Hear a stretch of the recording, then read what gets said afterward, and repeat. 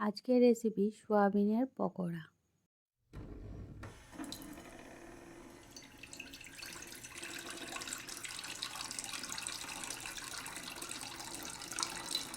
এর জন্য অবশ্যই সোয়াবিন, জিরে, ধনে, হলুদের গুঁড়ো, আদা বাটা, কাশ্মীরি লঙ্কা, লঙ্কা গুঁড়ো, নুন, চাট মশলা, একটু দই আর চিলি সস, কর্নফ্লাওয়ার, এই সব কটা দিয়েই আমাকে মেখে নিতে হবে। আমি প্রথমে মশলাগুলো দিয়ে সোয়াবিনটা মেখে নিচ্ছি।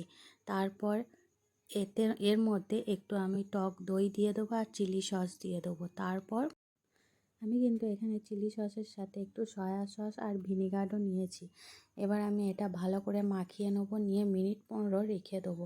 তারপর এর মধ্যে টক দই দিয়ে দিয়েছি আর কর্নফ্লাওয়ার আর চিলি সস দিয়ে ভালো করে মাখিয়ে নিলাম। এবার আমি তেল কড়াইতে গরম করতে দিয়ে দিয়েছি, গ্যাস অন করে গরমও হয়ে গেছে। এবার এর মধ্যে আমি সয়াবিনগুলো দিয়ে ভালো করে ভেজে তুলে নেব।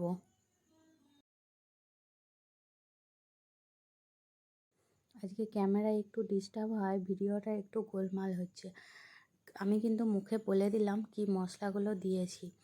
দেখুন ভালোভাবে এবার ডিপ ফ্রাই করে ভেজে নেব। এটা আপনারা শুধুও খেতে পারেন, আবার এটা চা, কফি, স্ন্যাক্স হিসেবেও ব্যবহার করতে পারেন। অনেক বাচ্চাই সোয়াবিন খেতে চায় না, তখন এগুলো কিন্তু খুব ভালো খেয়ে নেয়।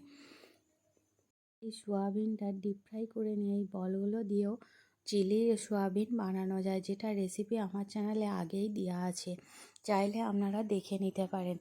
যেটা আপনি ভাত, রাইস বা পোলাও এইসব দিয়ে খেতে পারেন।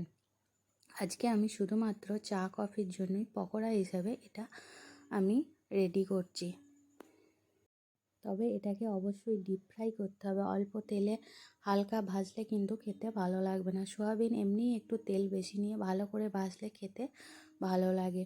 দেখুন আমার ভাজাটা কিন্তু প্রায় হয়েই এসছে। এবার আমি এটাকে তুলে নেব এবং চা কফির সাথে গরম গরম পরিবেশন করব। তাহলে আমার রেসিপিগুলো ভালো লাগলে অবশ্যই চ্যানেলটিকে সাবস্ক্রাইব করবেন, কমেন্ট করবেন, শেয়ার করবেন। আর আজকের রেসিপিটা একবার বাড়িতে ট্রাই করুন, করে দেখুন কেমন লাগলো সেটা কমেন্ট বক্সে জানাতে ভুলবেন না। তাহলে দেখা হচ্ছে পরের ভিডিওয় পরের রেসিপির সাথে।